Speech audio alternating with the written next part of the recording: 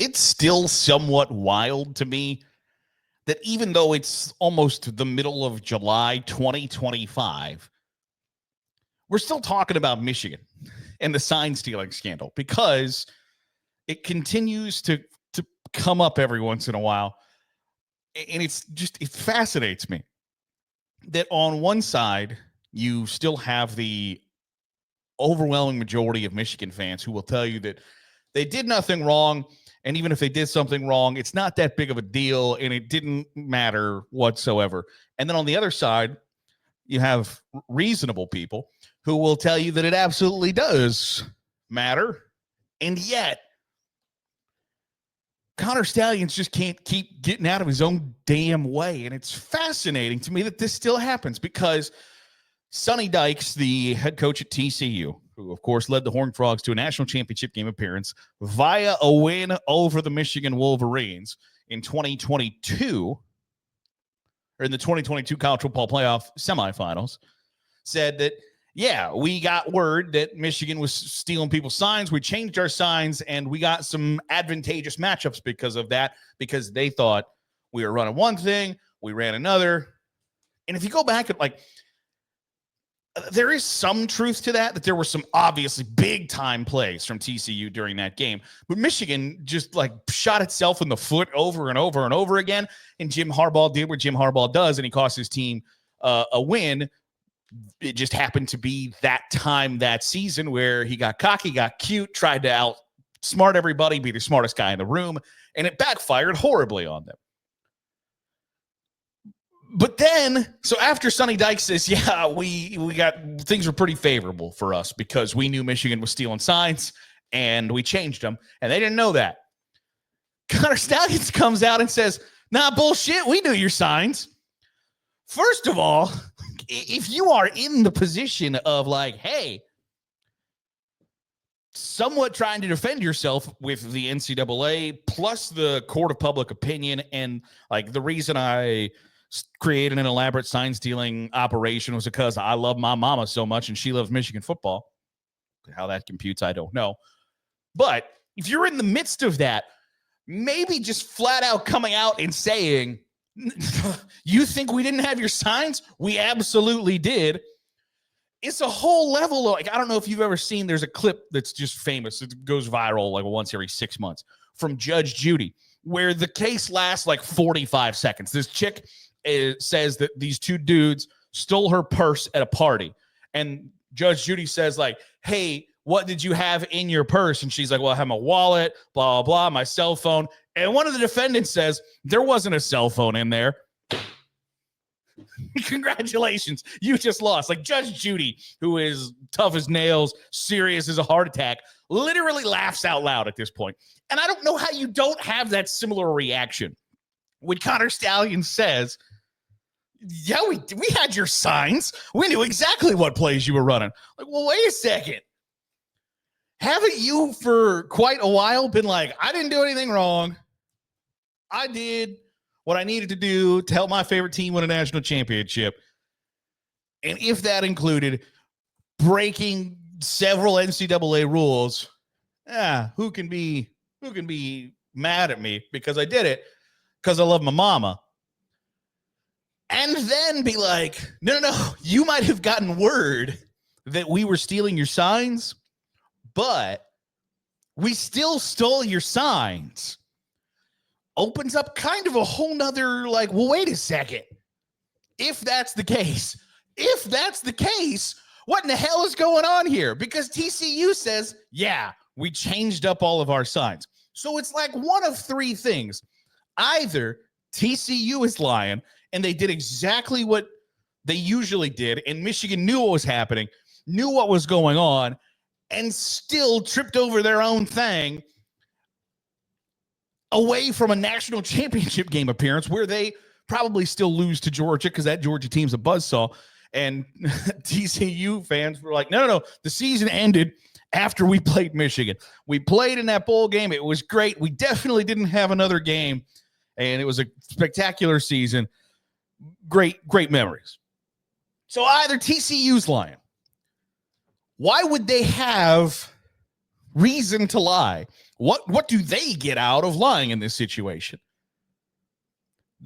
Nobody would fault them, conceivably, for not knowing that Michigan was stealing people's signs. So you can't be like, oh, you didn't know if people were stealing your signs? And also, you won. You won the game. Nobody's going to fault you. So what reason does TCU have to lie? I feel like that one you can strike out pretty quick. Number 2 is Michigan stole their signs throughout the regular season / Big 12 championship run, whatever the case may be, and had the wrong signs, and TCU beat them because they changed their signs. Or 3, like, does this go deeper? Is there a spy network of hackers? Is there hey, we had moles inside TCU's program to send us their signals? Because why would TCU say they changed their signals, but they didn't? And if they did change their signals, how do you assert that you knew exactly what they were running? Maybe furthermore, how do you say we knew exactly what you were doing, but we didn't win because we didn't tackle well or play well at the line of scrimmage, is what Connor Stalions, he said. He went through. There are 7 games that we knew exactly what the other team was running, which I don't think is a great defense of, I didn't do anything wrong, by the way. There were 7 times we knew exactly what the other team was doing, and we lost 3 of those times.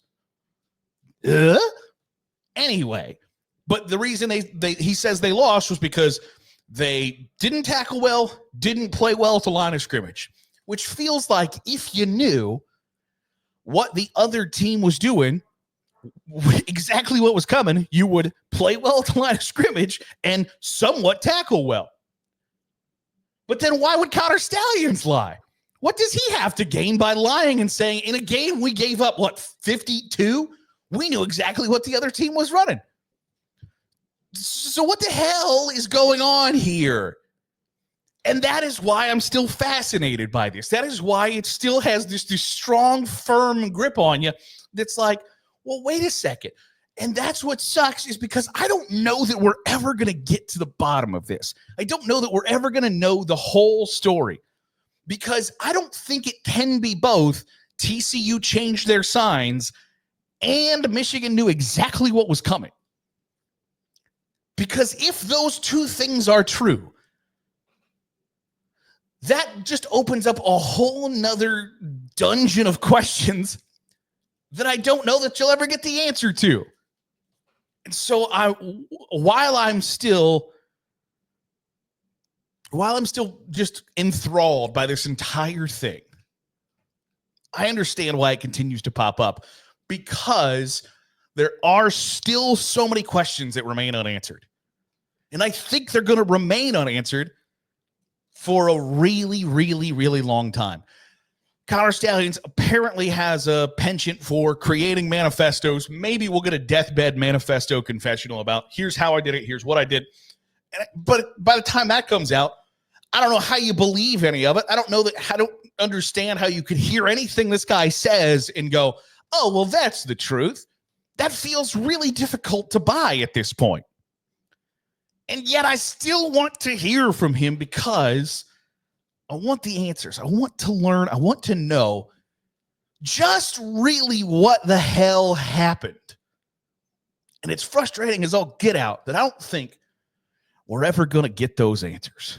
But in the words of Connor Stalions, there were 7 games we knew exactly what was coming, and we went 4-3. And I don't think that makes anybody look good. If you know exactly what's coming, what the other team is doing, and you still screwed that up, I don't know that that's a great rebuttal. I don't know that that's the defense you think it is, of like, well, it didn't matter in our rise to prominence into winning the national championship because of the 7 times that we knew exactly what was coming at us. We screwed it up 3 of them. That's not the world's greatest defense, I don't believe.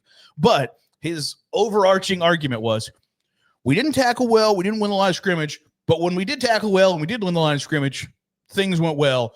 That's football. This is not rocket science. The thing about rocket science, though, is those nerds have done the calculations. They know what's about to happen. And so did you. And that's my biggest pet peeve about the whole thing is you're going to sit here and be like, well, there's all these extenuating circumstances. No, it's real easy when both of you know what's happening. It sure gives a leg up to the other team because, that's 3/4 of offense, baby, is we got the element of surprise. Defense doesn't know what's coming. Except apparently the 7 times Michigan did know exactly what was coming. And yet they still screwed the pooch on 3 of them. I don't know what I believe. And I don't know that we'll ever get to a point where we know what we know about the situation. That's just one of those that I think you're just going to have to deal with if you're like me. Want to know your thoughts. Who do you believe in this situation? You believe TCU? You believe Sonny Dykes? Connor Stalions, Michigan? Do you believe no one? Let me know your thoughts in the comments below. That'll do it for today's episode of the Daily Huddle. I appreciate you making us a part of your day, however it is, wherever it is you're doing so. If you're watching on YouTube, hit the subscribe button. Make sure you're getting all the great college football content we're pumping out. If you're listening on the podcast feed, drop a 5-star review. It goes a long way in helping out the channel. I'll see you tomorrow for another episode of the Daily Huddle.